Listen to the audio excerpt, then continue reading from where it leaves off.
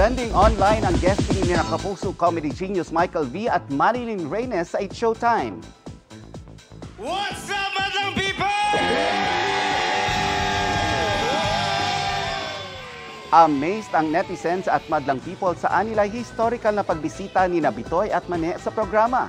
Nakisaya ang dalawa sa 56th birthday celebration ng It's Showtime host at singer-songwriter na si Ogie Alcacid. May song number pa sila.